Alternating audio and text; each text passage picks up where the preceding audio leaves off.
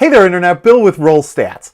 Let me set the scene for you. Your party has been adventuring for months. They've delved down into deep and intricate plot hooks and dealt with nefarious NPCs, trekked through miles of desolate wasteland and down into the darkest, deepest, most dangerous dungeons, and it's finally culminating into their last battle, the final battle with the big bad evil guy. The fate of your entire world rests on the outcome of not just this battle, but this dice roll, this single dice roll. Everyone is riveted, they're hanging on the result, and do you roll that dice roll behind one of these?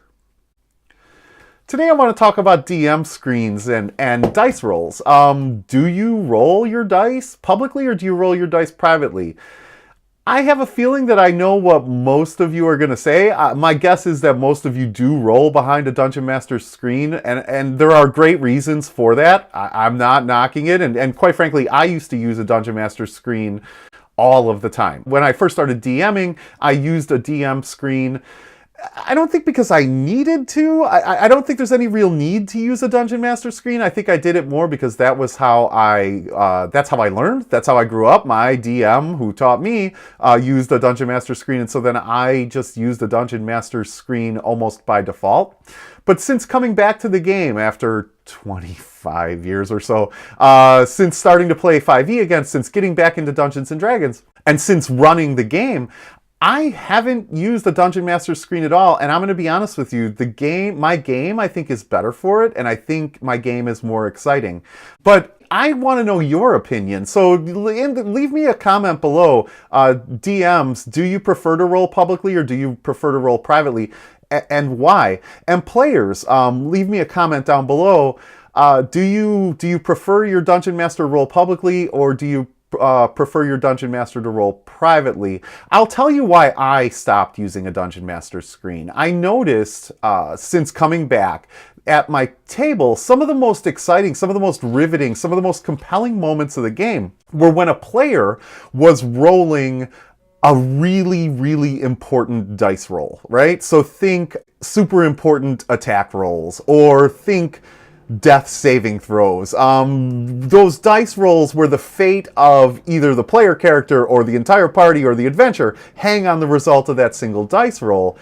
The other players would be literally riveted to the results of that dice roll. I mean, their eyes were just glued to the table and everyone was waiting for that result. And if it was success, there's a huge huzzah! And if it's a failure, there's a oh!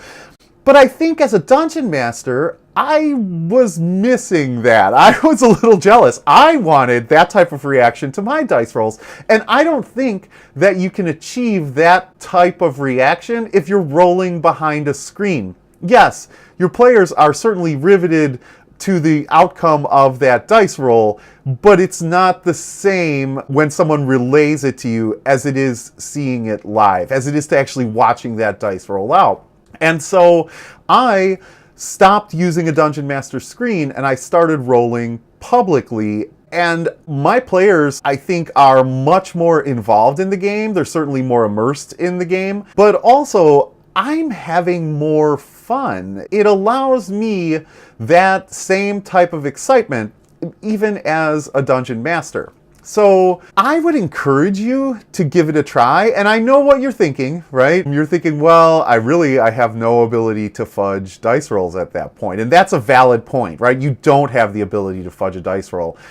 But in all honesty, you shouldn't be fudging dice rolls. I think it takes away from your fun if you remove the element of chance. If you're truly acting as puppet master and pulling all the strings behind the DM screen, and you're determining outcomes regardless of the element of fate, it takes away the fun for you. You're simply telling a story. It becomes a monologue as opposed to a collaborative effort. But also, you already know the outcome, and so it's much less exciting. I encourage you to try rolling publicly and see if it's not more exciting for you as a Dungeon Master to have the fate of any outcome or encounter truly left up to chance. And I know what you're going to say.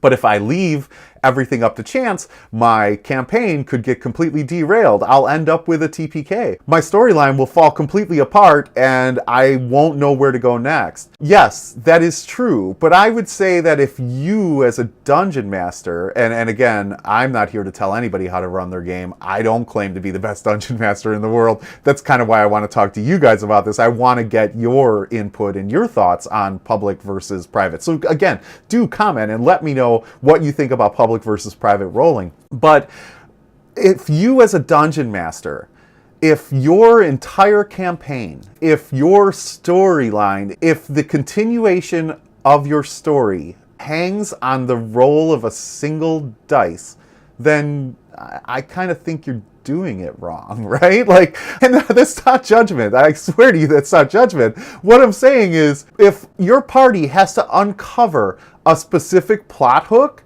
in order to move your story forward, then don't make the discovery of that plot hook dependent upon a die roll. Give them multiple ways to discover that plot hook and continue the story. If your campaign hinges on a single die roll, you're doing it wrong. What I would say is, just make sure that super important plot points, super important player hooks, things that are crucial to your campaign, things that are crucial to make sure that your campaign moves forward, don't make those things dependent upon a dice roll.